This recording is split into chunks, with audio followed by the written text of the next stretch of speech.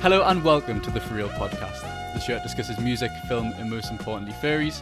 I'm your host Matthew, also known as Hypebeast Dan, and today I have a very special guest. I'm brought by Clyde, also known as Tuvvin. Hi, welcome to the show. How you been today? Hey Maddie, how's it going? I've been pretty good. I ain't really done much today. I've been taking a little break from most of my art stuff because I'm getting carpal tunnel, which is every artist's worst nightmare. And so it's been kind of rough for me the past couple of days, just like, sitting down on my computer, which, I do this every day. I sit down and I'm like, all right, I'm going to keep working on my stuff.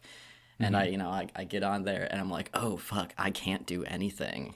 And I'm like exactly the same right now with my university assignment, because we've actually started pre-production now. And we've been told, like, okay, you need to write your scripts. And I'm just sat there and I'm like, this script is due in. All my pre-production, like script, budget, storyboards, all that shit is all due in by the end of the month. And I'm sat here and I'm like, I got plenty of time. And I'm like, but I've got so much to do. And I don't know what I'm doing for writing the script. I hate writing. Oh, shit. So other people find writing, like, really good. But I find writing so cringe because I'm so bad at it. Yeah, so I just kind of sit with it. That is tough. If you're like making a story and the writing part is really a struggle for you, it's definitely the hardest part to get through. But like, man, that's where I'm at with my current project right now too, as I've been in the writing stage for a really long time.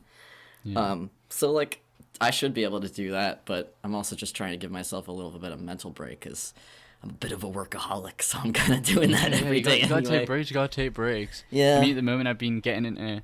Have you heard all this like Dogecoin shit? Like, oh shit, you've been doing that? Right, well, it's fucking stupid because me and my mates, right, it was the morning, it was like one of the mornings of like when Dogecoin blew up. Yeah. And one of my mates in my group chats was like, you know what, fuck it, I'm gonna put some money in Dogecoin. And then everybody did, and I was like, all right, I will as well. So I put like 20 quid into it, something like $20 into Dogecoin. Yeah. And I've lost £8. I've lost $8, but I don't really care. I don't know, it's just funny. It's exciting just to see it like fluctuate so much. So, I mean, that's the thing when it comes to investing in cryptocurrency. Like, I'm going to say this now to my audience. I am not a financial advisor. I don't know what the fuck I'm doing with this shit. Yeah. But when it comes to investing in cryptocurrency and maybe stocks, with company stocks, they're a bit more stable. But cryptocurrency fluctuates so much. So when you put money in cryptocurrency, you got to essentially think it is like money you would put in a casino. Right. Because it changes so much that you don't know. Like the next day you could be down like £5, but then the next day you could be up by 20. That's why I only put in £20, $20. Because I was like, I don't give a fuck if I lose this, you know what I mean? 20. I didn't put a lot in. I just want to see how much it would change. Right. So it's like worst case scenario, you lose $20 or whatever. Yeah. It's funny that really is so much like gambling though. But then I'm looking at this fucking Reddit shit, and then there's people, I think half of this is cap, like 100% lying. But someone's like, just put $1,000 or like, just put $10,000 in Dogecoin. I'm like, what are you doing? Like, it's so... Like, that makes me cringe with like my entire like student loan, like Dogecoin. I don't know. I think some people just feel like they got nothing to lose. Maybe I don't know. I haven't touched the stuff honestly because I don't understand stocks, and I have no like desire to understand stocks. I just feel like my brain does not have the capacity to understand it, so I'm not gonna like risk the money that I do have on something so dumb.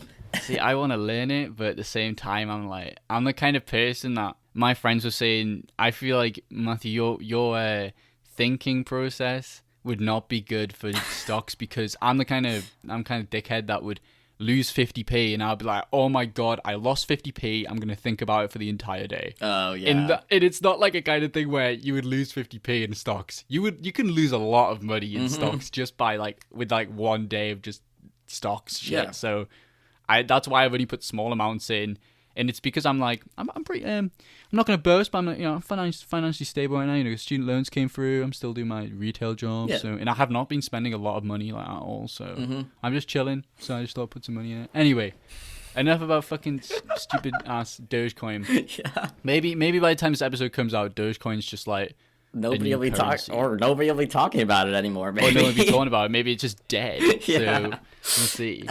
Before we get into your art and stuff, I just want to get this out the way. Okay. Clyde is genuinely one of my favorite fucking furry artists on Twitter and on, like, as in furry artists as a whole. Aww. His art is just on another level. It's when it comes to what I enjoy in art, obviously some people enjoy other stuff, art's subjective, etc. But what I love is when people take something like anthropomorphism, like furry stuff, and create such a unique concept and just like make it look something not just, animal characters. You make it look so fucking cool with like all these different like textures and all these so basically I fucking fanboy over your work like so much, and that's when you applied I was like, holy shit, like, oh my god. I messaged my girlfriend, I was like, no fucking way, like one of my favorite furry artists like wants to be on the podcast. So I wanted to get that like fanboy shit out the way so we can like go in depth. But basically I'm very happy that I was able to get you on the show and able to talk to you about this stuff because I'm a massive fan of your work. Thank you. And yeah, I just really appreciate you being on here. So thanks, man. There we go. Me blush. So I'll stop talking now if you want to just maybe introduce yourself, what kind of stuff you make, and then we can just go into it, just chill. Oh shit, okay. Well, I don't know how far back I should go. I'm like one of those I've been drawing all my life kinds of artist bitches. But like I did go to art school. I went for animation. I got my BFA in animation. That's awesome. That's awesome. Which is, I don't know, not really doing anything with that right now, but I've been a little bit back and forth throughout my life on like what I want to do with my art. I've always loved storytelling, so that was still there with animation. It's like I was making films and stuff, and I was still getting to tell stories. I was just a little bit more like music video centric at that time. It was like a little childhood dream of mine was to make music videos for the songs that I liked. And I was making that work a little bit here and there after I graduated, but it's I don't know. I'm just kind of finding maybe it's not for me. Animation takes a very long time, and I find definitely. I just find that when I'm working on it, I'll really enjoy it for the beginning portion, but then when it comes to deadlines and just like getting into the meat of it, it just becomes really drudging after a while. So I don't know. Maybe it's something I'll revisit later on, but right now I'm just like, I don't know, this past after graduation year has really been about me trying to get back to my roots and my roots as just like a straight up storyteller. And I actually didn't draw furries for like the majority of my time at college. And I had kind of been a furry before then. I think I was exposed to the concept of furry when I was on DeviantArt when I was probably like 10 or something like that. So it's classic. Yeah, so I had been drawing dogs and stuff for a long time, and then I went to college, to do art semi-professionally, and I think I was embarrassed about it or something. And I mean, I also just like had these human characters that came up sort of naturally, and I guess I just didn't feel the need to work with furry stuff that much anymore. But after I did all that and I graduated and I got really sick of those characters that I'd been working with all throughout college, I just thought it was time for a return to form, which also weirdly enough came from me getting into my favorite artist, which I've mentioned before, Ty Segall, and his stuff's really like, it really feels really 60s, 70s to me, and that's also like, in my early adolescence, I was listening to mostly classic rock, which was another thing that I like avoided like the plague when I was in college, because I'm like, I'm not like that anymore. But through like getting into him again, it made me want to listen to a lot of the old stuff that I used to listen to, and tangentially I started like getting interested in my old characters and drawing furries again. So that's where I'm at now. I kind of repurposed one of my first personas and made him into a character, and sort of organically just came up with a bunch of other characters to fit into a story. Now I'm writing a comic. I know, it's like you got so much stuff going on. There's a lot to unpack. I mean, going back to the animation stuff. I obviously can see your kind of roots there when you sometimes post like GIFs or like looping stuff. I still like animating a lot. So, but it's like I'll do bite-sized stuff now because I still enjoy the process, but not just like not the long form like 5-minute video type things. But it's it's still a medium that I really really enjoy. And it's interesting you say you want to, you wanted to originally animate for like music videos or like make something like coinciding with music.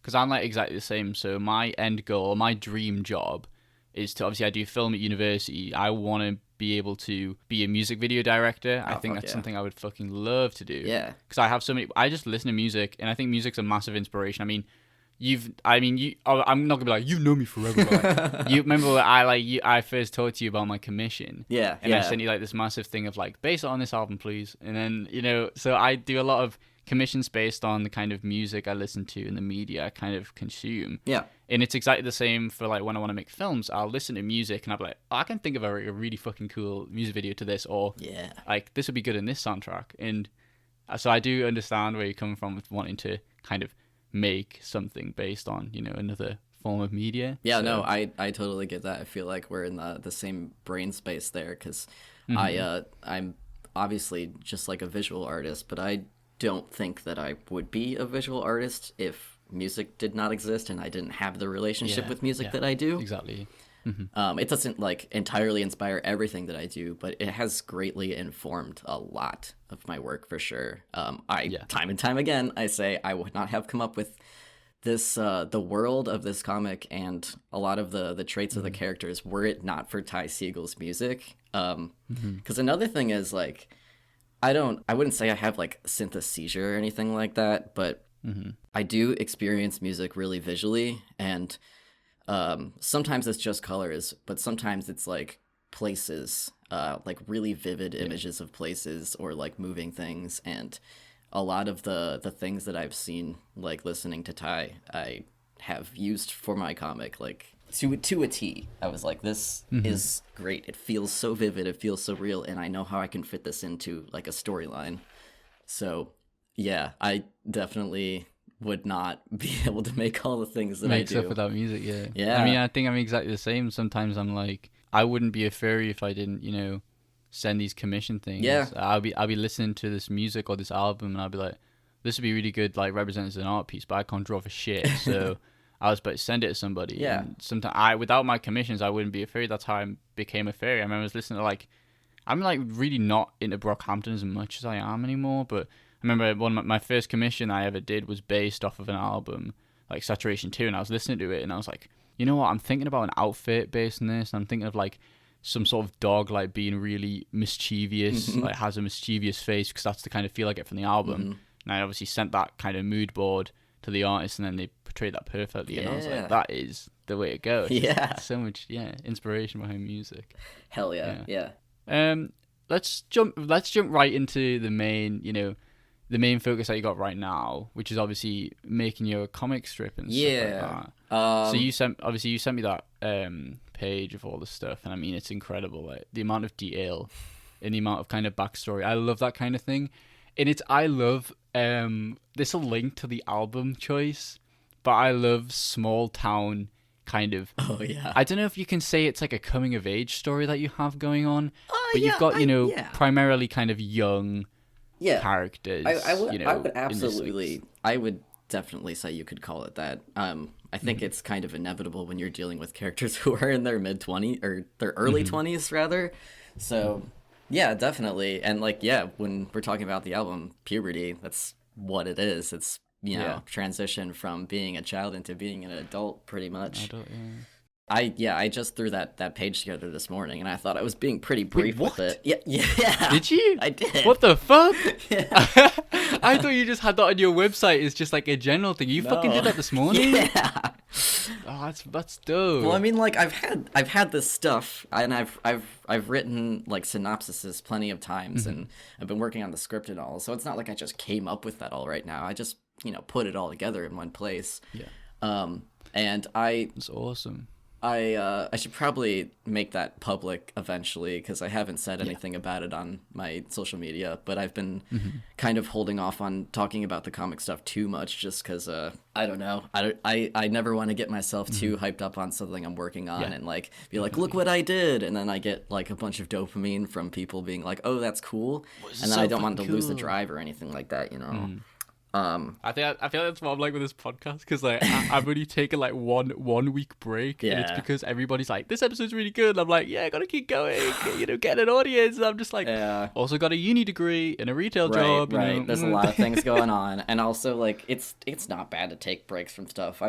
No, definitely not. I think at this point I've taken at least 1 or 2 breaks from working on this project at all, like probably like a month or so long, but I keep coming back to it, which is good. And also at the point where I'm at with like the script and everything, I feel like I'm in it enough where like I don't see myself being able to like not like to fall out of interest, Yeah. I'm just like, that's what I do every day, and like I never feel like, even if I don't have the drive to work on it, I'm still thinking about it all the time, or I'm researching stuff for it. So I don't think it's going away at this point, so maybe it'll be safe for me to start talking about it more. Well, I remember when you announced it like quite a while back. Yeah. And I remember just thinking it would be a perfect kind of concept for you. This is just me personally, again, bringing up like the fanboy shit. But, like, I just remember you posted like a updated reference sheet for Kilroy, I think. Yeah. And it was like really, really detailed, not just with the stuff in his pocket, or like this is the outfit, or this is where he lives.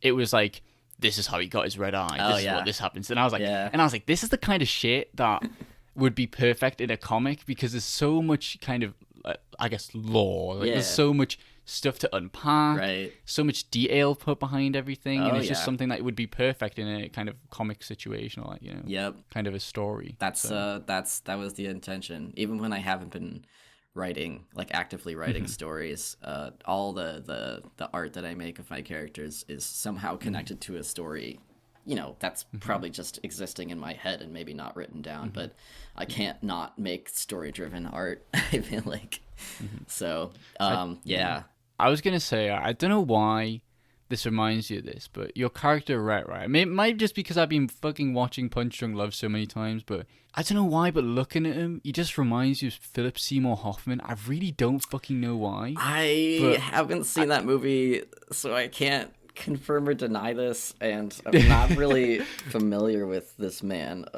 Philip Seymour Hoffman's dope. He's so cool. Sadly, he's one of these people I passed should away now. Definitely know, but I don't. He's in Hunger Games. Oh fuck, dude! Wasn't he in Boogie Nights? Yeah, he's in. Boogie Nights. I just watched that movie last night, and he was like, the character he played was my favorite character in that movie. Well, Paul Thomas Anderson, the guy who directed Boogie Nights, also directed Punch Drunk Love, which is a film that it's a film I covered on the podcast a few episodes back. But it's so funny because that film was obviously suggested by my guest. Yeah, and now it is one of my favorite films of all time. Like it was incredible. I loved it, and I think all of my friends, or I think I've shouted them out before, but me and my friends have like a film night. We call the Cryptids. Shout out the Cryptids. We talk about Paul Thomas Anderson's films, because we're all film students. Talk about Paul Thomas Anderson all the time. And I'm like, Punch Drunk Love's his best film. And they're like, Matthew, you haven't watched any of his other fucking films. And they literally all say Boogie Nights is Paul Thomas Anderson's best film, and they find it absolutely phenomenal. So it is really fucking good. I heard my roommate told me about it, and she was describing the premise, and was like, well, that sounds right up my alley, but I don't know. I usually like things that are not that fun and kind of bleak, but I fucking loved that movie. And I really like how the ending like pays off in a kind of happy way, because there's a lot of moments where I was like, no, I don't like the way these characters are being treated. I'm definitely going to check it out. But yeah, it's so good. Rhett just reminds you a little bit of Philip Seymour Hoffman. I don't know why, but you just did. Well, I'm gonna have to watch Punch Drunk Love then, because man, he's good in Punch Drunk Love. I anytime I can see media where I'm like, I can compare a character to one of mine, it helps me feel like I can develop them further in that direction, or just like see them more realistically. So definitely gonna check that out. 100%. So the kind of like concept of, do you want to kind of jump, because we've just been talking about little elements of like characters and like it being set. So do you want to maybe give a bit of a synopsis of what your comics going to be about, or your characters and stuff? I mean, like, to put it very, very simply, it's a story about the series of murders that take place in a small town in Indiana in the summer of 1973. So that's kind of what everything is based around. But the main character is Mary. She's a Chihuahua, and she's 23 years old at the time, and that's where the kind of coming of age type thing comes in, where she hasn't gone to college. Her thing is being in a band. She's a drummer in an all-girl group called Lackadaisy Junction. Cool. And she's kind of torn between wanting to get famous off of her music. Nothing too lavish. She's more of like a Neil Young type rocker. Yeah. She doesn't play the guitar, but she desperately wants to learn it and make kind of like folk music and stuff like that. But she also works at her dad's auto shop, and her dad very much wants to pass that down to her, and she has like a great relationship with her dad, and she doesn't want to let him down and stuff like that. So there's a bit of confliction there with how she's going to move forward. And the town that this all takes place in, Collegeville, I described it as a small town. It's very much so that. The population is tiny. There's not really much going on there. They only have one music venue, and it kind of, most of the characters feel very stuck there, and like whatever they're already doing is kind of, they feel like that's the only thing they will ever be able to do. So a lot of the youth has dreams of getting out of Collegeville, but they don't seem very likely. For instance, to do so. For instance, Kilroy is one of those characters who, he's a little bit older than the other main characters. He's like in his late 20s, and he's kind of past the point of thinking that he can leave Collegeville and make something of himself. So he's just kind of like making life really hard for everyone around him because he's upset about how his life turned out. I mean, it's supposed to be a bit of a drama. There's some dramatic things that happen. There's a bit of a subplot where Mary is she has a slight psychic ability, which I mentioned to you earlier that a lot of the stuff in this comic is informed by my own lived experience, and I get like, for most of my life I've had deja vu, and like to an eerie extent, where sometimes I've had dreams that have, I mean, I didn't remember them, but then when something happened in real life, I was like, oh, I had a dream earlier that this exact thing happened. And if like, I feel like if that skill or whatever was just a little bit more honed, then I maybe could see things happen before they actually happen. But it's just but it's just like so fuzzy that I'm not there. So I kind of wrote that into her, where she's like, she has it, but it's not honed to what it could be. So she has a lot of like not prophetic, but she has a lot of dreams that predict things that are about to happen, or give her information about things that are happening in an abstract way. That's such an interesting concept. I really like that. And I mean, scrolling through all this stuff, and I mean, I know I'm already personally a fan of your work, but I think what you've got here is just, I just think you have so much potential with it. And I was just thinking, obviously looking at the example pages that you got up as well, I get really bummed out sometimes when I see something I really like, whether it be like an art print or something, and I'll be like, oh, it's from America, I have to pay like loads of shipping and customs. But I'm not even joking here. I know I'm already a fan of your work, but if you like made a comic book or a zine and it was like a, you know, a individual, more kind of individually kind of distributed thing, like you didn't go through a company or whatever, I would genuinely pay the fucking customs to get that, because I would love to have like a physical copy of it. And I think, again, going through so many, the way that, obviously I know jack shit about art and all this like extra stuff, but the textures that you use, there was remember that time that you made that like printout thing, or that of all your characters and descriptions? Oh yeah. And everybody was like, oh yeah, this is so like, the art's really cool. And I was like, the art's really cool, but I like how you've got like a paper crease in the corner. Yeah.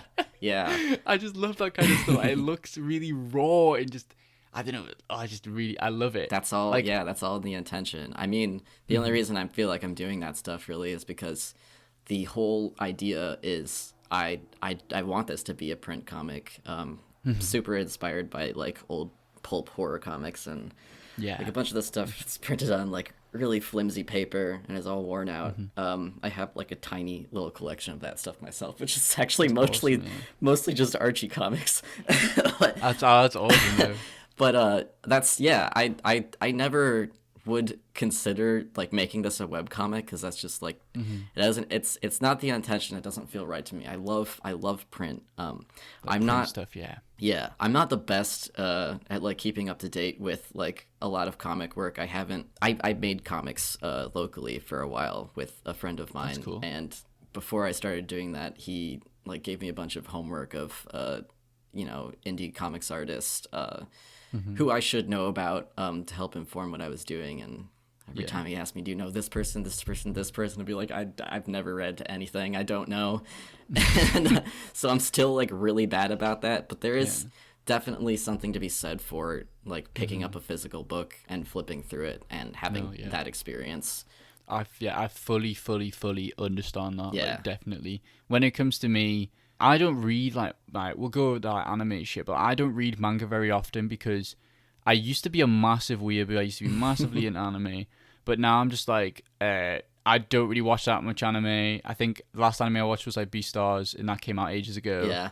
And the only anime that I love, it's one of my favorite pieces of media all time, is Evangelion. So I don't really watch or read a lot of manga, but when I do, and I've been reading Beastars, I obviously been reading the manga, and then my mates are like, "Oh, just read a PDF online, just get it for free." And I'm like, "It's not the same. Right. I wouldn't be as enthralled in it. I don't know. It's hard to explain, but it's like I'm just using a mouse to scroll and read, and it's like obviously it's fine, and I can still do it, but there's just something different about having a physical copy of it, like and just reading it and flicking through it rather than looking at it on a screen. Right. It just feels nicer. I think screens make everything a little bit more grating. And that's I don't know. That's also just part of my thing. I feel like an old man all the time, but like screens, man. The phone screen, the computer screen, there's so much happening on them. It's so confusing. You could have anything you want in front of you at any point in time.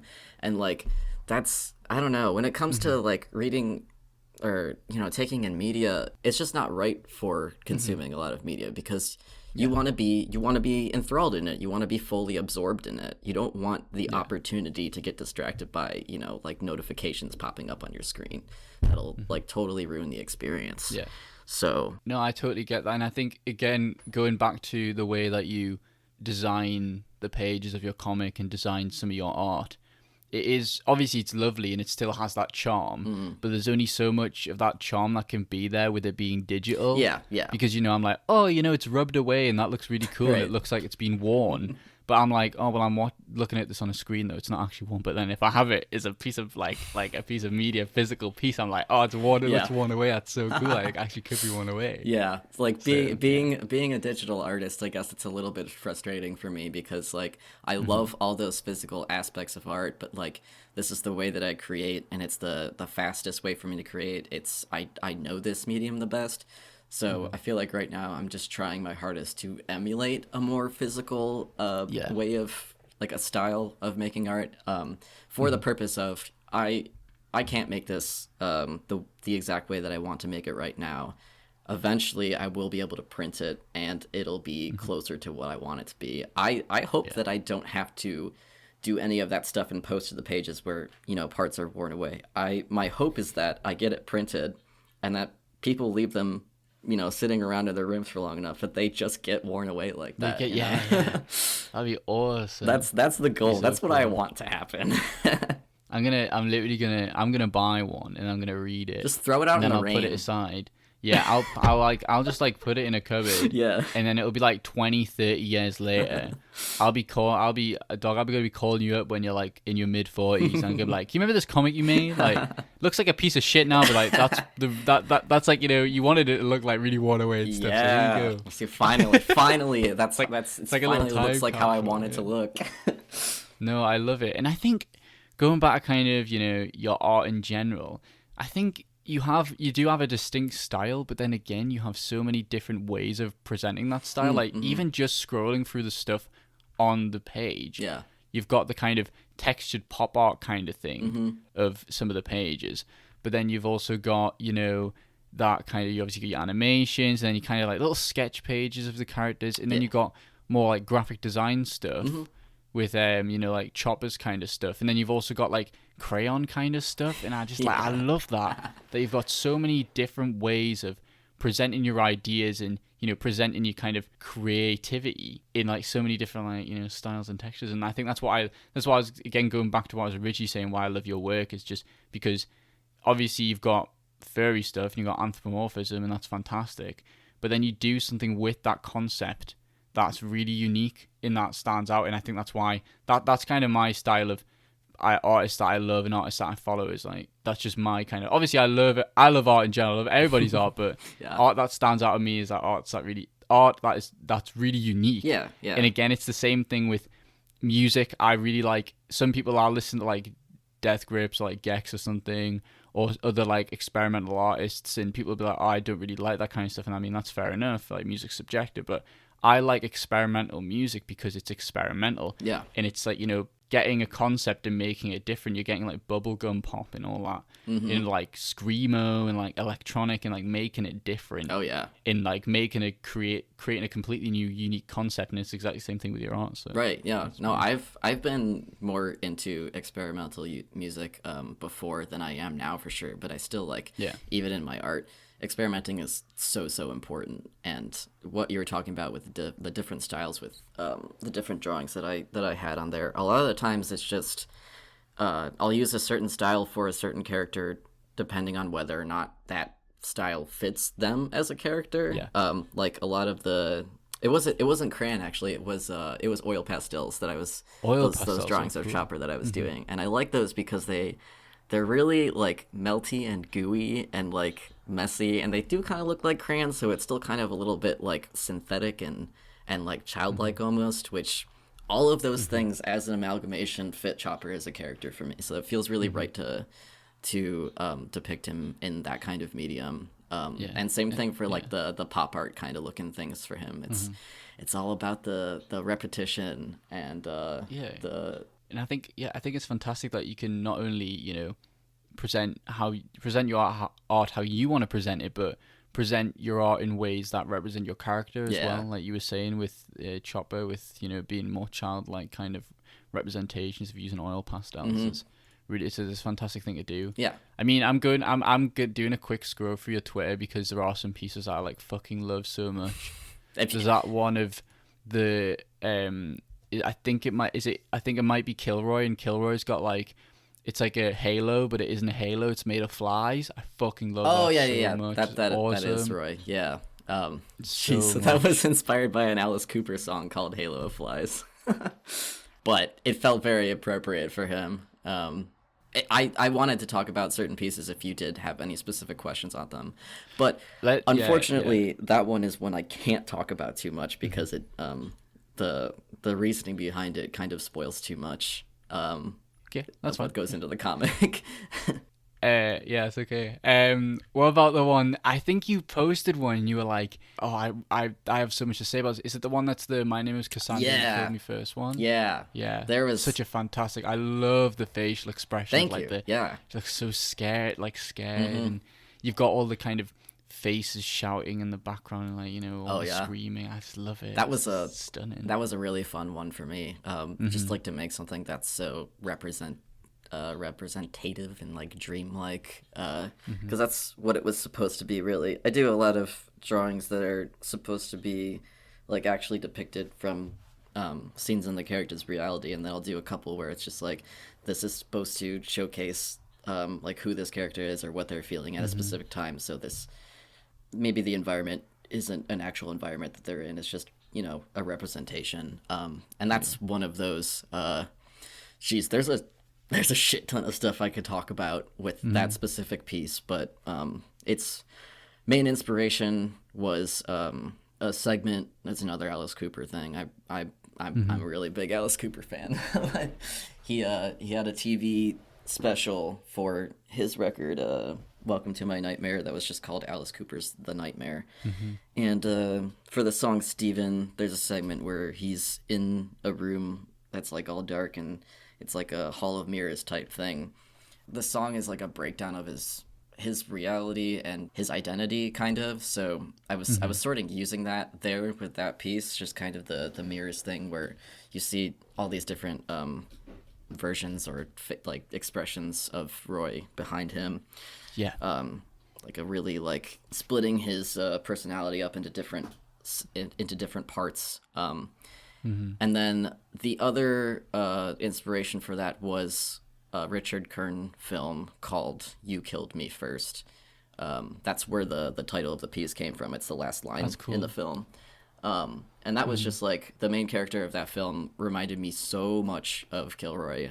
Just like, down to a T. Because she's just like, she's in a family that seems really stuffy and wants her to be a certain way. And she has an older sister who, like, they obviously like a lot more because she's more of like a normal type. You know, she brings home her boyfriend who's like really clean cut and knows how to talk to their dad and performs femininity correctly and all this other kind of stuff. And the main character is just like this like punky goth girl who like every interaction she has with her parents is just her yelling at them and being angry. You can tell she's just had a lifetime of being ignored and like neglected kind of neglected, not being able to be herself, or when she is being herself, that's punished somehow. So like that character just that screamed Kilroy to me. And she also chooses a new name for herself in that movie. I don't remember what her birth name is, but she repeatedly throughout the film tells her parents, "My name's Cassandra now, call me Cassandra," and they never do. Which is similar to Kilroy also, because his actual name is Royal, but he despises that name. So he calls himself Kilroy and tells everyone to call him Kilroy. Of course, his parents don't ever call him that. Don't call him Kilroy, yeah. Yeah. That's really cool. We're on 37 minutes. Holy shit! Oh shit! Okay. You know what? I kind of just want to say fuck it and like go on to 45 on this, even though it would usually be like, because I just such a big fan of your work. I just want to talk about more in depth. Yeah, dude. I don't mind. I still feel like I have a lot more to talk about if you're willing to. Yeah, 100%. The piece, I don't know if the one where I think it might be Kilroy again. It has like a glass of wine maybe and says praise be unto he, Royal Prince of Gehenna. I fucking love that. I just don't know. I love the kind of, again, going back to the textures that you use. It's like not grainy, but it has that print kind of thing. Yeah. And then you've got like different layers and stuff like that. Yeah. No, that I would call that one grainy. I don't think that grainy is a bad thing at all in any sense. Not at all, no. I love the kind of blend mode that you've put on the text as well, on the bottom text. Yeah. Because obviously you can still see the outline of the art, but obviously it still stands out as like a piece of text, which I really like as well. Yeah. I like to do that a lot in pieces where just like see how like faded and distorted you can get colors to look in a piece where it's kind of hard to tell what's going on, but if you really look, you can still see, you can make out what's happening. That's like, definitely what I was trying to do with that one a lot. And that was I don't know if you know of Gehenna or the history of what that means in Christianity, but so like they never mention hell in the Bible actually by name. Oh really? Okay. Yeah.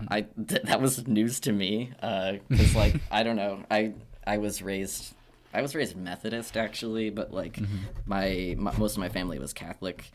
Okay. So like I grew up with ideas of what Christianity was and what God was and what all the beliefs were, and I thought that hell was a part of that. I'd never really read the Bible myself until recently. I started reading it, and I was really surprised to find that there was no mention of it. And the closest they ever get to mentioning hell is the mention of the Valley of Gehenna, which it's described as something similar to hell, where it's just like a really awful place where people are banished to and they can't return from, but it doesn't have the same like you go there when you die and then you suffer eternally until Revelation or whatever. It doesn't have any of that, but it's the closest thing. And of course, Roy would know about that. He has forcefully, both forcefully and on his own volition, read the Bible several times.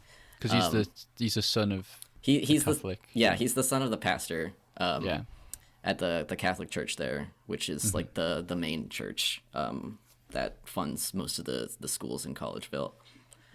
So I mean, he's very familiar with that, and after he kind of rejects Christianity, he embraces everything that Christianity is against. So Gehenna is just kind of this figure for him that like he wants to embody, right? That's why I call him the Prince of Gehenna.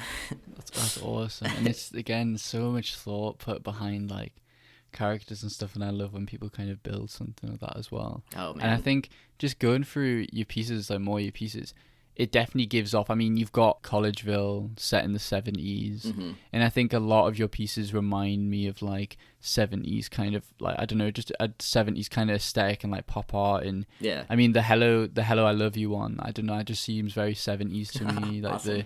the kind of style of the text and the style of the blocking of the piece as well. I just really like it. Again, I'm glad that it's working. I really I try to put a lot of thought into it, and I try to study up and put my own twist on it, of course, but definitely. I love to pull from real life and history, and it's the idea of making something that like seems like it could have came from that era, but it features like my characters and a story of mine is really exciting to me. So it is what I try to do a lot of the time. I also have like a minimal interest in like graphic design. I'm terrible at graphic design, but there is like a lot of graphic design conventions from that time period that I just think are amazing. So I'm trying to study up on it. I mean, you say you like have minimal thing graphic design, but I think the way you do it looks really nice. And I mean, such simple concepts can be, I would say it's really good graphics. I mean, looking at the one where you have Kilroy and is it his girlfriend, and there's the music, like the sound waves underneath, and it like, here I sit, guns in my hand. Oh yeah, to make our plans. Yeah, that's a really good example of like unique graphic design. And I mean, all of your pieces have really cool graphic design. I mean, I like graphic design, but I'm not a graphic design person. I mean, I'm like, graphic design's my passion. I'm like the classic meme where like somebody copies and pastes something and makes it look like shit on purpose. Yeah. And like, that's my graphic design. Like, I'll like make it so like it's thingy stretched out or whatever. Yeah. I mean that's your style though. That's still like a thing. I just feel I'm trying to find the piece that you did, and I was like, I want a poster of this. I can't. Yes, it's this one. Holy fucking shit! It's this one. Is it? You brought us to your gift of generosity. Oh yeah. And I was like, I want that as a fucking A1 poster in my room, like a 24 by 36 film poster in my fucking room. It looks incredible. I love that so much. I love like, I don't know if it's a bad thing or not, but I love the kind of style of like satanic goats kind of thing. I love that kind of shit. I love I've got like a Thrasher t-shirt with like the satanic goat on it, and I fucking love that shit so much, and it looks so awesome. Thank you. I don't know, that piece, and I love it. It seems very like it's like it looks like a fairy tale kind of thing with the wavy border of vines and trees and again, but it also looks like it could be a tarot card or something. Oh like, yeah! It just looks fucking awesome. All of this, I love it. Yeah, I mean, these are all things that I was like trying to pull from and things that I'm inspired by. So it was supposed to be really like storybooky, in like a kind of sweet, innocent way. I felt like, or what felt like sweet and innocent to me, because like I don't know, that piece came from a place of love, in my personal experience. So I thought like, decorating it with like a border that was really ornate, and I spent a lot of time on, and then just like going into the processing and like the colors, and just like every little piece got something special. And I'm really glad you like that one though. I think I may try to like get that as a print and sell those eventually, because I would buy that shit in an instant. Trust. I don't know if I have mentioned this to you yet, but I am planning on opening a shop soon. That'd be awesome. Yeah, I've been getting things together to sell for it. So within the next month or so, hopefully I'll be opening it up. I would definitely sell that out. I mean, I also really like there's a kind of, I think you wrote a little part in the tweet about the kind of lore behind it, but essentially that like blood brothers kind of thing that Kilroy and his girlfriend are doing. Oh yeah. When he has the knife and he's like cut a bit of his cut thing of his hand. I love that kind of stuff as well. I love that. I'm just trying to kind of go through your pieces. Okay, the one that intrigues me is, I don't know if it's like you've got your three occurring themes in your work. The one where Kilroy's tied to a chair in his blindfold. Oh yeah, and he's happy. Is there anything? Is that a deep thing, or is that just like a cool kind of? I mean, so I have to think about the song inspiration for that, which was a Ty Segall song. I think it's Ty Segall and White Fence, actually. A song is called Easy Rider. And that song, to me, is just, like, loaded with ideas of paranoia and, like, man, what the lyrics are like, don't watch TV, don't go to sleep, don't follow cues, and all this stuff. Don't close your eyes, don't wash your clothes, all this shit. And, but it sounds so like summery and peaceful, and like you're just cruising, and like I don't know, that I feel like that just sort of fits Kilroy for me, because he's a very paranoid individual, but he's also very comfortable in that. Like he's come to terms with the fact that he views the world that way, and he's just sort of apathetic to it at this point. So you could say he's being held hostage by like the ideals of the society around him, and he's got no he doesn't have a fight in him to free himself from it anymore. He's almost at peace with the fact that he's stuck there, and it doesn't really matter to him anymore. Yeah, you see it. So that's kind of what's going on there. Yeah, I think again, I think you've created a set aesthetic for yourself. Like, I'll look at a piece and I'll be like, oh, that's done by Tuvvin, that's done by Clyde. Like, I know that is. Like, you have a set style and a set aesthetic, but then you do so much with it. I don't know, I just love it. I think it's incredible. Thanks, I was not joking when I say like you are one of my like favorite artists, because I think you bring something so new and interesting. And I remember seeing your work and I was like, oh, it's fucking dope as shit. I need a commission from this person. And I got one. And so I definitely recommend everybody. I mean, we're going to do all the plugging at the end anyway, but please check out Clyde's stuff. I mean, his Twitter and his fucking Patreon. Like, I don't want to be like a fanboy. I'm probably going to, I was looking for your stuff, and I mean, I'm probably going to, throw some Patreon money on the way, but. That'd be sweet, dude. I appreciate it. But yeah, just check out his stuff, honestly, because obviously I can't be like, check out the comic and all that, because obviously I think you're going to be releasing that over time, and but once that kind of is ready to be publicly released and publicly shown off, please support it, because I think people, I mean, it's not just your work, but a lot of artists' work that people don't understand how much fucking time and effort's put into so much stuff. So definitely check out some stuff. And I mean, we're on 50 fucking minutes of talking about your art, which is mad. This is we're usually 10 minutes away, but I mean, I don't mind. I'm gonna have this a long episode because I don't know. I fuck it. We're gonna make a long episode. So. All right. Well, I mean, we should probably still move on anyway. Yeah, we're gonna move on now. But yeah, like. That was fucking fantastic. Yeah, so thanks. We will move on now to the album choice of this week, which was Puberty's self-titled album. Yes. You guessed it. Puberty. Yes.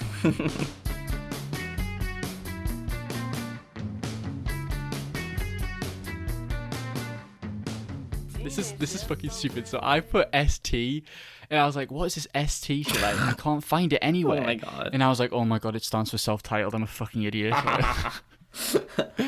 Okay, so I have like a lot of stuff to say about this, but I wanted to first of all just come off and ask you, how the hell did you find out about this album?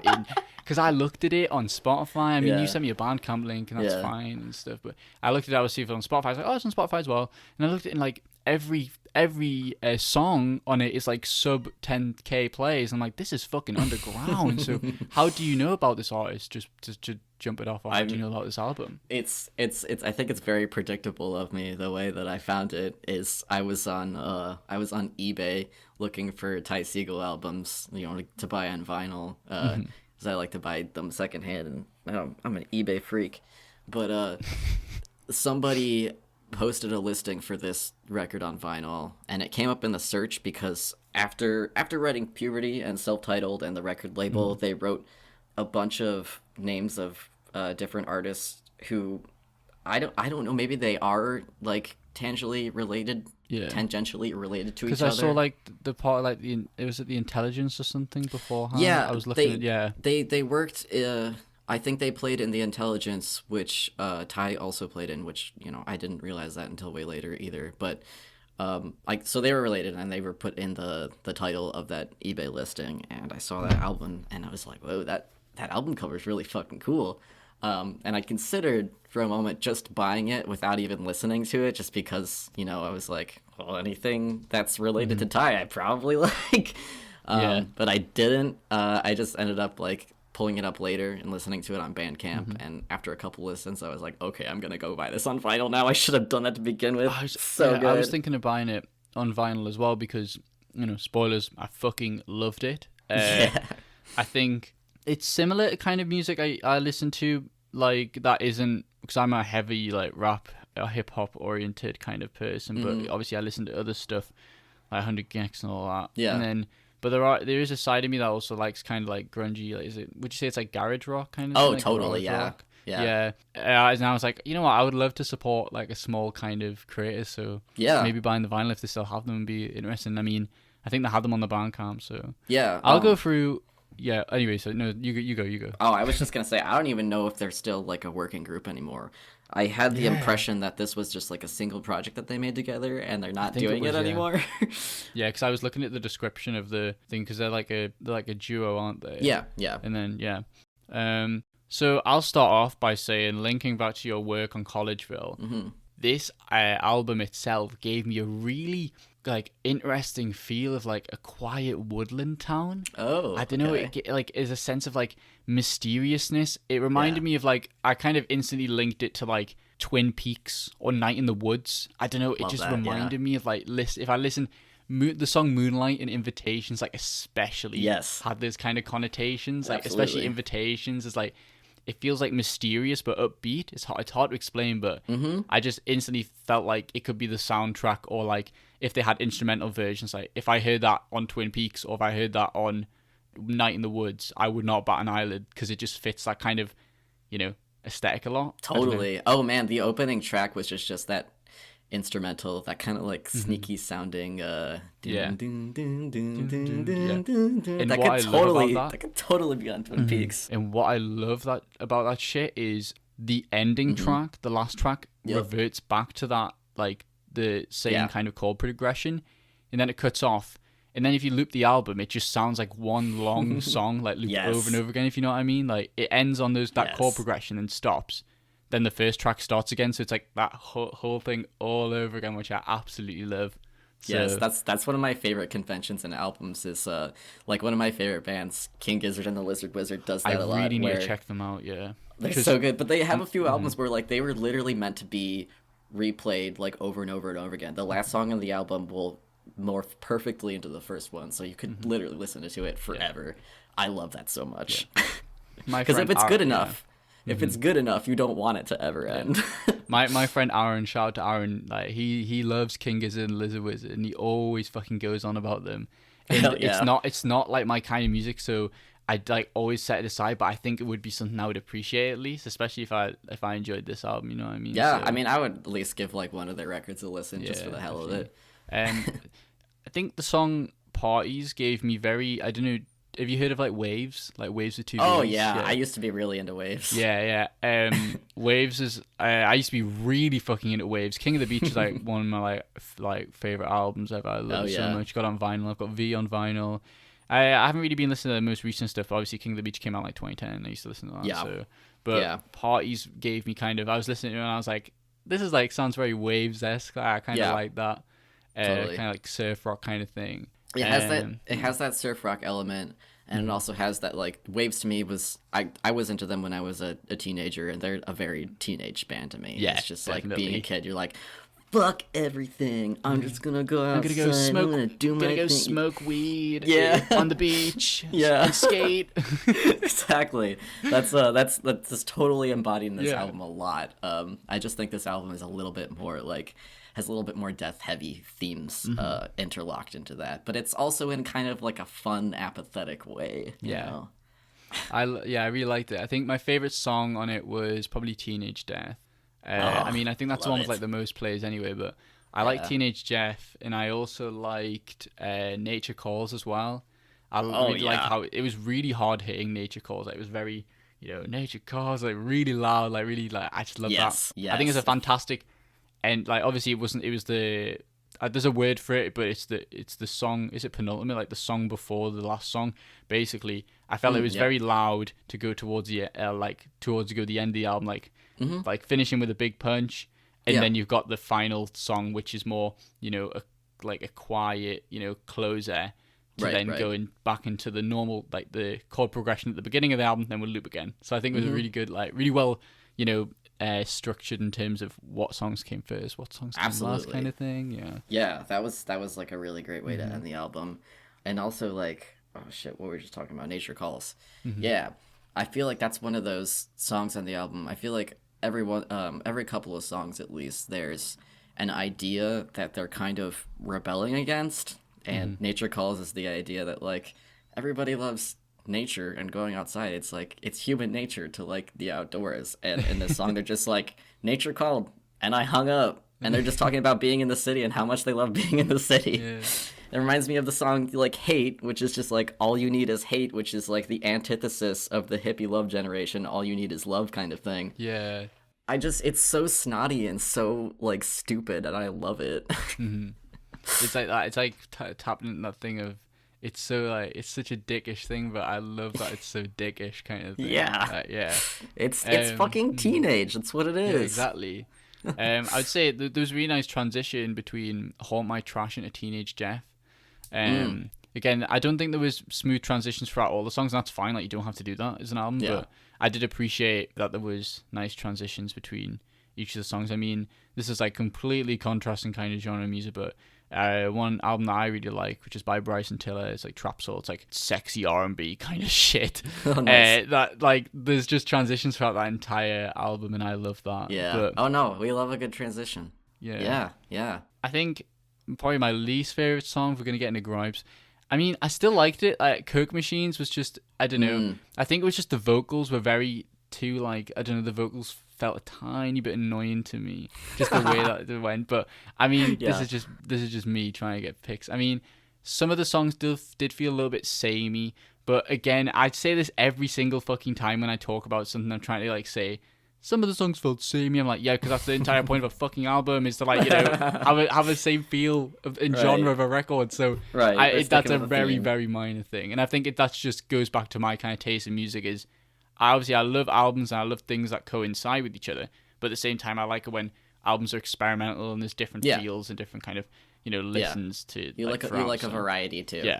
Yeah, so. And I definitely like a variety too myself, but definitely one of the things that I appreciate a lot about this album is how much of like a vacuum it feels like. It really just exists within itself, and I think it sounding very similar throughout the whole way is a big part of that. It's just like, you want to take a trip back to the 60s when you're just like a punk-ass teenager, and I'm like, fuck yeah, I always want to do that. This is again going back to... I say like if I listen to this if I heard this song at Night in the Woods, I wouldn't bat an eyelid. But if you had this as some sort of like, I don't know, this is like such a weird concept. But if, for example, if you had your comic as some sort of like story audiobook and you had this song in the background, I would just be like, this is like, or if you had like a an animated, this is like big thing, like if you had like an animated scene of, you know, fucking, I'm going back to the names. Is it Rhett? Is it Rhett? I don't know. Who are you? Yeah. Like, Yeah. So if you had like an animated scene of like Rhett in the bar or whatever, or like the music venue, oh, and in the background you had like diegetic music of, you know, something from Puberty, I would be like, this fits so well, you know, this kind of, again, it feels really upbeat, but at the same time, like cryptic. It's like super interesting. I love that. And again, this idea, it just, in my head, like, again, this is me, like imagery connotating with how I feel about the album, is it gives me this idea of like a quiet, small town kind of thing. And like, that's a bit mysterious. So I love it. It's great. It's fantastic. Yeah. I do feel like this album, in a way, has also been one of those ones that inform my comic writing, because it feels very in line with like what I'm trying to talk about in it. So definitely, I'm glad you picked up on that. Yeah, that's fucking awesome how you found out about it through trying to look up different vinyls on eBay. That's fucking awesome. eBay. Yeah. I think I'm trying to think of anything else I can really say about it. I mean, I really liked it. I really, really enjoyed it. And I think it was because I haven't really been listening to anything that's like Waves-esque or like more like garage rock for a while. And it was a nice little refresh to be not listening to rap all the time, but then not coming back to a completely new genre of music that I'm not really into, but coming back to a genre of music that I used to actively listen to. Yeah. But I don't really as much anymore. So it was a nice little return to that. So it was a good choice. Yeah. I think that's it for that album. Yeah, right. Yeah, cool. I mean, we got to keep moving. We got to keep moving because we're on fucking an hour and 3. Usually, I mean, to be fair, we've made the time back now, so it's okay. Yeah. So we gotta talk about Basket Case. I know, but holy shit, yeah. So Basket Case, I always say direct as well. So right, we're gonna be talking about Basket Case, directed by Frank Henenlotter.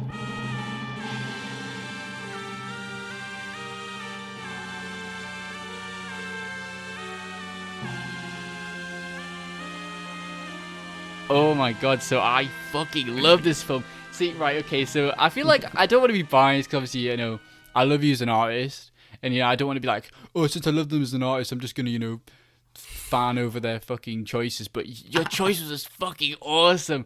I'm not into, like, see, that's the thing. I have a bias towards coming-of-age films. That's my thing. That's why I had a bias towards Kid the Goat's choice in episode 6 when we're talking about Ferris Bueller's Day Off, because I was like, I love that film.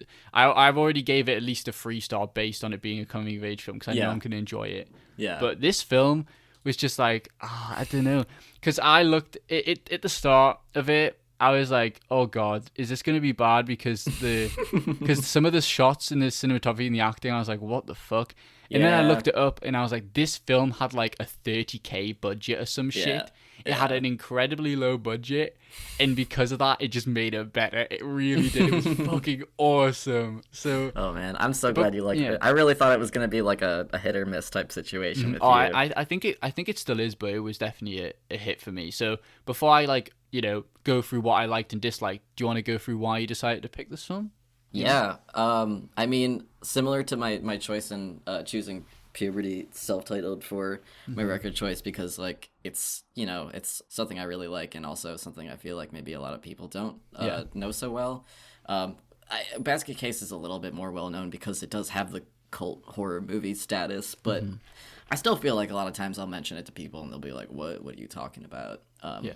But like, it definitely, I feel like it deserves a little bit more recognition, and I don't know, just the first time that I watched it, I really connected with it in a way. Like, I've always been like a huge horror movie fan, and like the 80s ones were never quite my thing, just because they got a little bit predictable with, you know, the slasher type thing happening. But this one, it just felt a little bit more, I don't know what it was. It just felt a little bit more like I could personally relate to it somehow, even if like what was happening in the movie didn't actually happen to me. It just had like a more emotional weight to it. Like, there are some scenes in it that are like dealing with the main character's like medical trauma that is really viscerally disturbing, and like, I don't know, it just made me feel a lot. And like you were saying, like some of the shots are really weird and some of the acting is pretty terrible, but I feel like when you start watching that movie and then you go, oh, like those things will stick out to you at first, but then you'll give it a pass after a while because in the universe of the movie, the way that the characters are acting kind of makes sense because everybody's kind of quirky and off anyway. And I think it definitely gives off that kind of charm. I mean, I think it's a perfect example of a film that has a fantastic concept but not a fantastic budget. Right. And that is always, regardless of your opinion on, film blockbusters or like, AAA title films, in my opinion, it's always got to be, style, substance over style in a sense. Yes, absolutely. And again, fantastic idea over fantastic budget. Right. You can have a fantastic budget and have like a shit idea, and the film's going to be shit. Right, nobody's gonna see that movie. Yeah, but if you're unique in it, if you kind of apply like a unique mindset and a unique story concept, and you don't have a lot of work with, you'll essentially be innovative with what you have and what you work with if you think this idea is going to work. And I think this is a perfect example of that. Definitely. Yeah, and honestly, I don't think that I would have liked this movie as much if it had a better budget because I almost feel exactly. Like I said, I think it's the charm. Yeah, and like the gritty way that it was thrown together just feels right for the story, like tonally. Yeah. So yeah, I really liked that aspect about it. I kind of have nothing bad to say about this movie. I love all the characters. Like, there's so many fun characters in the movie, and it's made me laugh a lot. Like a lot of the dialogue is really funny, like genuinely, and just like the concept. Like I said, it's like it's the perfect mixture of like legitimate horror and like an idea that's like kind of silly at the same time. Yeah. Usually I'm not bad when it comes to like squeamish stuff or whatever, but my friend Anderson is mad into body horror. I was saying off the podcast, he's mad into body horror. He's been making me watch body horror films, and I'm like, it's fucking disgusting and like weird and shit. But then with this film, when it came to the deaths, I was like, that's fucking awesome. I loved the scene of the Siamese twin killing the doctor. I know there's multiple doctors. The one with the glasses, the one, the first victims. Oh yeah, fucking awesome. Just the way again the way they worked with the budget, and I mean you can tell, obviously usually blood in more heavy budget or more modern films is dark red, but you can just tell it's like fucking bright red paint, and I just love that so much. I don't know. Again, it adds to the charm of the film. I think there's like a balance between something with a low budget that's like so bad it's good, but this isn't so bad it's good. It's just like, I don't know. Like you were saying, I think the low budget of it kind of it adds to how good it is. It's hard to explain. It's you just give it a pass for this movie. Yeah, exactly. And like the death scenes are so they're just great because like, I don't know. If you are squeamish, I don't think they're that bad because everything looks. It's just so... like blood on. It's weird. It's like blood on face kind of thing. Pretty much. And then it was funny. The one where like the guy gets like cut in half and shit. Oh the dad gets cut in half. And then it doesn't show it. It just shows like two clay-made feet like just flop down the side. It's just funny. Like it's just funny. Well, I was like, I just sat there and I was like, because I like audibly, I'm very, even when I'm watching a comedy or something, I'm very mute when it comes to watching films. I'll just react in my head kind of thing. But this film made me like shout sometimes. Like, I found it like a bit weird when the fucking like make it out and they were like properly going for it. And I was like, yo, what's going on here? I know. Like, they properly make it out, and then obviously the Siamese twin gets all pissed that his brother's getting game, and he's just like a little blob thing in a basket. Oh man, yeah, that's where everything goes wrong. Some of the acting, it's kind of like how I was saying about Ferris Bueller's Day Off. One of the reasons that was a bit meh was some of the acting was cheesy, but it's like if it's an 80s film, like it's just a given, you know what I mean? It's just like it's a given because it's an 80s film, and especially with a low budget, it's just like Right. Oh, that was I the love convention. that though. I love that. I'm trying to think of other things I really liked about the film. I think again, some of the shots you could tell it was, again, this is probably an example of part of the low budget that I didn't like. In some of the shot composition and the cuts between shots were very abrupt. Yeah. very kind of like, and it there's a level of, obviously I like the charm of it, but at the same time it takes me away from like the immersion of a film, because I like to be engrossed in something, and then if there was like a scene with the love interest and is it Dwayne, with the, like they were like in a shot, and then it cut really abruptly, like when she was like in midst of like a sentence, and I was like, yo, what the fuck's up with that shit? And then they were like, I don't know. Yeah, I feel there's a few mistakes, but when it came to that took me away from the film rather than adding to the charm of it. But I think the low budget charm definitely outweighs the low budget like parts that I didn't enjoy as much, I guess. Totally. So. Yeah. And I don't know if you noticed, but upon my really quick rewatch of this movie before we started recording today, was there were some scenes where like the dialogue just out of nowhere became really rushed, and like the characters just like said what they needed to say really quick as they were like walking and like you know, exiting the scene, and I was just like, what? Why did that happen so fast? That's not how people act. Why in a rush? And then it did feel very. Obviously, the entire concept is that the Siamese twins in the bedroom. But I felt like that thing happened like 3 times where everybody's like, "Yo, what's going on in this bedroom? What's going on?" Like, and it just shouting. And I did find that, even though I love the charm of, you know, all the screaming and that, because, you know, it's a horror film, but sometimes I did feel like the Siamese twins screaming of the constantly. I was like, fucking hell, shut up, dog. Oh yeah, dude. Yeah. The last time I watched that out loud, I kept having to turn the volume down on my TV. I was like, I'm so sorry to my roommates right now. Yeah, but at the same time, one thing that we were talking about was this idea of, me and you both, we have like CRT TVs and like VHS stuff, you know, some like that kind of stuff. And I think it's one of those films that you would flick on at like 2 a.m. on like a TV channel, like randomly when you were a kid. It gives you that kind of vibe or whatever. Yeah, and that is. I think it's. I talk to my friends about experienced films on tape, and a lot of them are like, "Just buy the Blu-ray, you fucking idiot!" Like, like VHS makes it worse. And I mean, in some aspects, yes, but I think you could add some extra charm to it by watching this on like a box TV at like 2 a.m. kind of thing. Because that's the way I feel like it was intended to be experienced. Even though I think the director released like a Blu-ray version of it. And, yeah. I don't know. I feel like definitely this is the kind of movie you would watch on a tape. And the people who are like, oh, why don't you just watch it on Blu-ray because it's better quality? They don't get it. It's also the difference between reading a comic book on a computer screen and reading a comic book on a piece of paper, you know?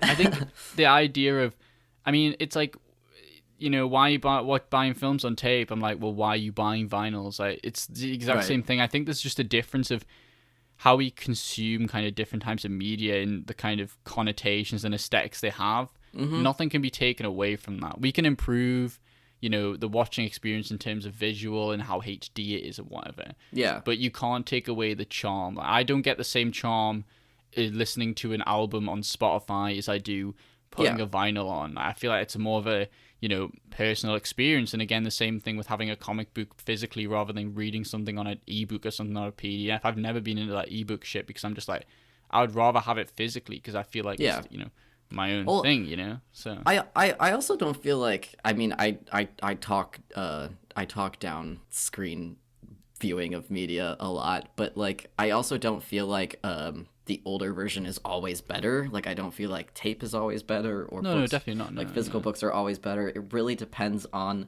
like the piece of media that you're watching too, because there's plenty of movies that would be made a lot worse if you watch them on tape for sure. If you were going for like quality and like you really need to see things clearly, then that wouldn't be a good movie to watch on tape. But you know, for something like Basket Case, it's already a low budget film, and it has that feeling, that late night movie feeling, where maybe you don't need to be able to make out everything that's happening. You just like need the experience of, I don't know. I do feel like its experience is only made better by the slightly worse quality of tape and like a CRT.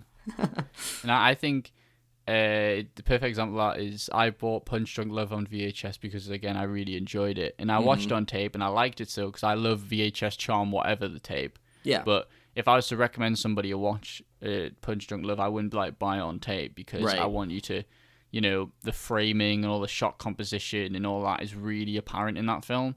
So I think it's important to watch that in more of a, you know, high quality aspect. Yeah. But again, for something sure. like Evangelion was made with 4:3 in it.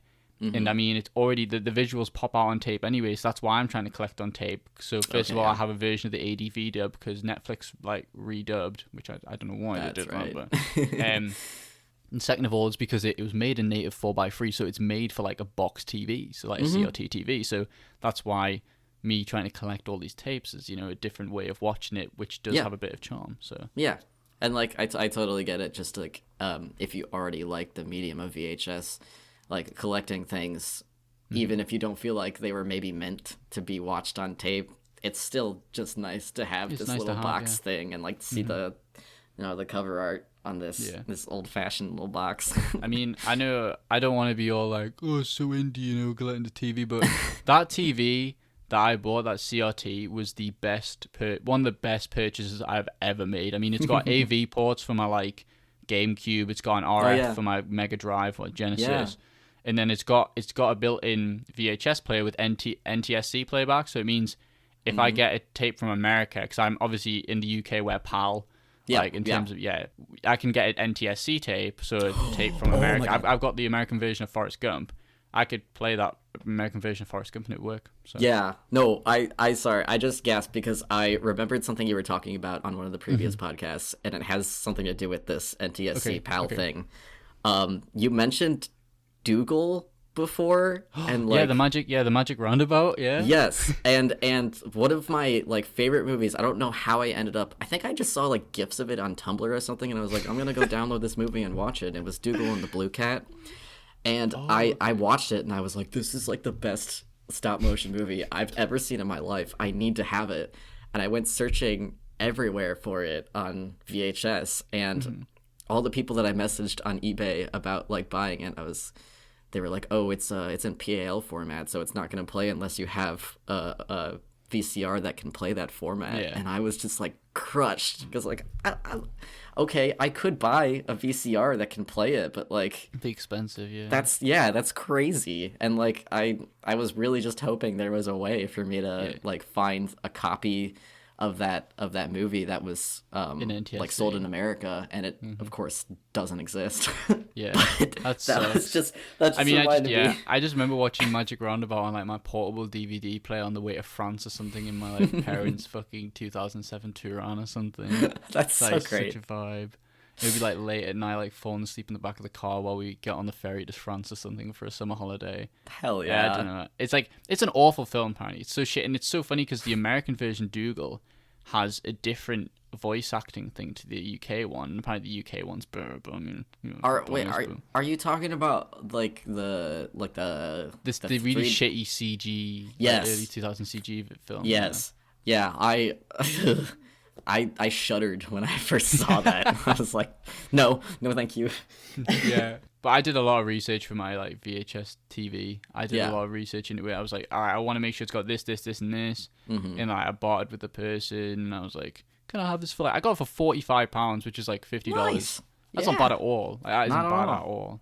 Yeah. Yeah. So I've dropped more money on certain TVs of mine, and also some of mine I've just picked off the curb around places around my house. So it's so interesting how like some guy could drop a Sony Trinitron on like on a curb and just be like, people can have this for free. But then some sort of like Smash Bros Melee enthusiast is like, have my old Sony Trinitron with like really good refresh rate for £200, and I'm like, I'm not paying that for a fucking TV. That's like 20-year-old, you know. I'm kind of upset that I figured that out late. I was buying most of my CRTs to begin with, and then I by chance I saw one on a curb, and I was like, wait, there's so many people who just like throw out their TVs on the curb, and so many of them like work perfectly fine. So you've got like multiple. I've only got one because I only have. I got kind of lucky with my university like flat on my university room, because I like my room. I've just got enough space for the TV to be on like my shelf. Oh yeah, and it's all set up perfectly because I've just got enough space for the TV to be on there, and it's like faced opposite my like bedroom or whatever. I'll send you a video of my room after this, but and then I've got like my GameCube on the left and then my Mega Drive on the right, and it just fits. Yeah. And I don't have any more room. So that's very similar to the setup that I had in my room, because my room's pretty tiny too. But I moved that one TV down to the basement with all the others, where there's much more room for them. Yeah. All right. Whew, we're on 122, so I think we should probably wrap it up. But yeah, this has been fucking... I love this episode. It was fantastic. Yeah. I love talking about everything, you know, gushing about how much I love your art, going into the kind of backstory of each of your characters and the future stuff that you make, and obviously the film and album choice has been fantastic. So thank you very much for being on. Thank you so much for having me. It was it was such a blast for me to be here. Yeah. Just going through some stuff. Obviously, check out Clyde's work. I'm going to link his Patreon, his Twitter, and anything else that he asked me to put in the description if you want to check it out. For me, personally, you can follow the kind of what's going on with my life and what's going on with the podcast on my Twitter, which is @hypestan.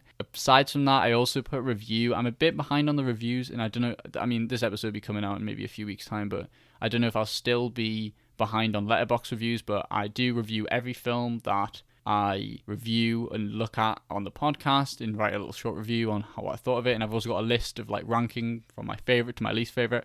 I haven't actually hated or disliked any of the films I've covered so far, but there's definitely some that I've loved more than others. So I've got like a ranking list there if you want to check it out there. Obviously follow the podcast on Spotify, Apple Podcasts, and YouTube. And yeah, that's basically it. Is there anything else you want to say before we close? Yeah, just a couple things. Cool. If you are interested in the comic, you can keep up with the progress of me working on it on my Patreon. That's one of my only Patreon exclusive things right now. And like I said before, I am planning on opening up a shop soon. So look out in the near future for an Etsy shop. That's pretty much it. Keep an eye out. Definitely. Cool. All right. Well, thank you guys very much for listening, and I'll see you guys next week. Bye-bye.